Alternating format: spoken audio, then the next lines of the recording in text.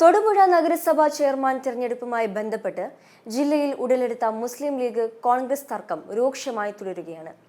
രണ്ടു കൂട്ടരും യാതൊരു വിട്ടുവീഴ്ചയ്ക്കും ഇതുവരെയും തയ്യാറായിട്ടില്ല. കൗൺസിലിൽ ഭൂരിപക്ഷമുണ്ടായിട്ടും തൊടുപുഴ നഗരസഭാ ഭരണം യുഡിഎഫിന് നഷ്ടപ്പെടാൻ കാരണം ചെയർമാൻ സ്ഥാനത്തെ ചൊല്ലി ലീഗും കോൺഗ്രസും തമ്മിലുണ്ടായ തർക്കമാണ്.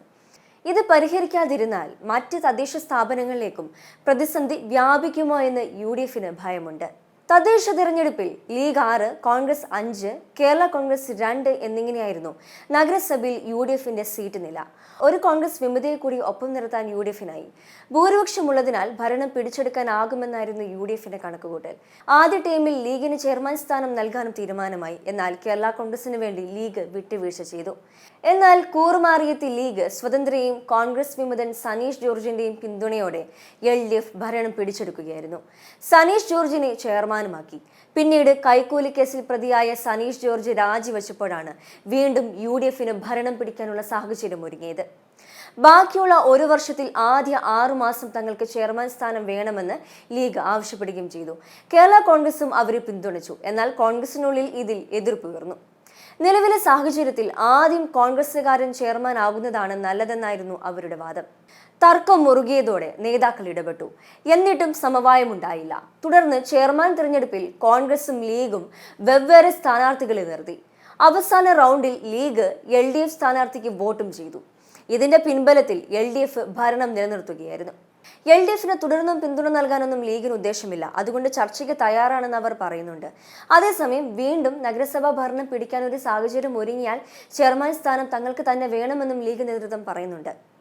ഏതായാലും നഗരസഭയിൽ കോൺഗ്രസും ലീഗും വേർപിരിഞ്ഞ സാഹചര്യത്തിൽ തദ്ദേശ തെരഞ്ഞെടുപ്പിൽ തെക്കൻ കേരളത്തിൽ യുഡിഎഫിന് വെല്ലുവിളിയാകും.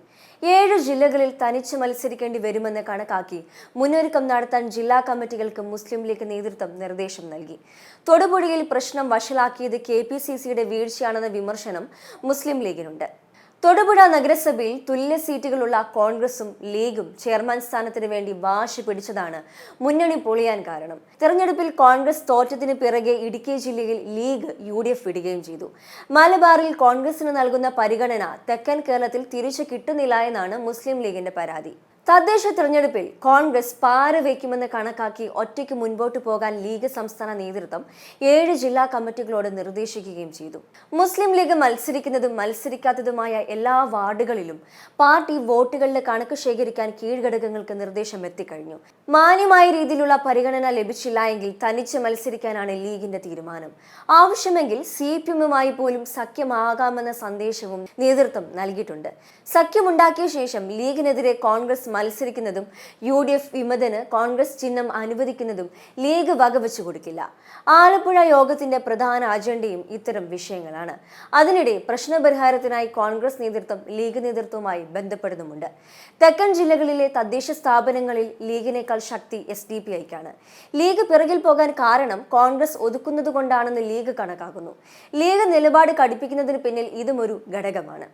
നിലവിൽ ജില്ലാ യുഡിഎഫ് സമിതിയിൽ ലീഗ് താൽക്കാലികമായി വിട്ടുനിൽക്കുകയാണ്. ഇനി ഇടുക്കി ജില്ലയിൽ യുഡിഎഫിനൊപ്പം ഇല്ല എന്നുള്ള കാര്യം മുസ്ലിം ലീഗ് പ്രഖ്യാപിച്ചു കഴിഞ്ഞതോടെ കോൺഗ്രസിനുള്ളിൽ പല സംശയങ്ങളും ഉയരുന്നുണ്ട്. തൊടുപുഴ പോലുള്ള ഒരു നഗരസഭയിൽ നടന്ന ഈ നീക്കത്തിന് പിന്നിൽ സംസ്ഥാന നേതൃത്വത്തിന്റെ ഇടപെടൽ ഉണ്ടെന്നുള്ളതാണ് കോൺഗ്രസ് നേതാക്കൾ പറയുന്നത്. അതായത് സംസ്ഥാന നേതൃത്വവും ഉന്നത നേതാക്കളും അറിയാതെ നഗരസഭയിൽ നിന്ന് ഇത്തരമൊരു നീക്കം സാധ്യമല്ല എന്ന വിലയിരുത്തലാണ് കോൺഗ്രസ് ഇപ്പോൾ. ഇതുതന്നെയാണ് യുഡിഎഫിനെ ഇപ്പോൾ അങ്കലാപ്പിലാക്കുന്നത്. ഈ ഒരു സംഭവം ജില്ലയിലെ കോൺഗ്രസിന്റെ സംവിധാനത്തിൽ തന്നെ ഉലച്ചിലുണ്ടാക്കിയിട്ടുണ്ട്. വരുന്ന തദ്ദേശ തിരഞ്ഞെടുപ്പിനെ നേരിടാനുള്ള എല്ലാ മുന്നൊരുക്കങ്ങളിലേക്കും സംഘടനാ സംവിധാനത്തിലെ എല്ലാ മെക്കാനിസത്തെയും ഒന്നിച്ച് പ്രവർത്തിപ്പിക്കാനുള്ള പദ്ധതികളുമായി കോൺഗ്രസ് മുന്നോട്ട് പോകുമ്പോഴാണ് പരിഹരിക്കാൻ കഴിയാത്തതുപോലുള്ള ഒരു പ്രശ്നം കോൺഗ്രസ് ലീഗ് ബന്ധത്തിൽ ഉടലെടുക്കുന്നത്. ഈ വിഷയത്തെ ഇനി ഏത് തരത്തിൽ രമ്യതയിലേക്ക് എത്തിക്കുമെന്നത് കോൺഗ്രസിന് നിലവിൽ തലവേദന ഉണ്ടാക്കുന്നുണ്ട്. പ്രശ്നം പരിഹരിക്കാൻ സംസ്ഥാന നേതൃത്വം തന്നെ ചർച്ച ചെയ്യുമെന്നാണ് അറിയാൻ കഴിയുന്നത്. ഈ 19-ന് എറണാകുളത്ത് യുഡിഎഫ് ജില്ലാ ചെയർമാൻമാർക്കും കൺവീനർമാർക്കുമായി ശില്പശാല സംഘടിപ്പിക്കുന്നുണ്ട്.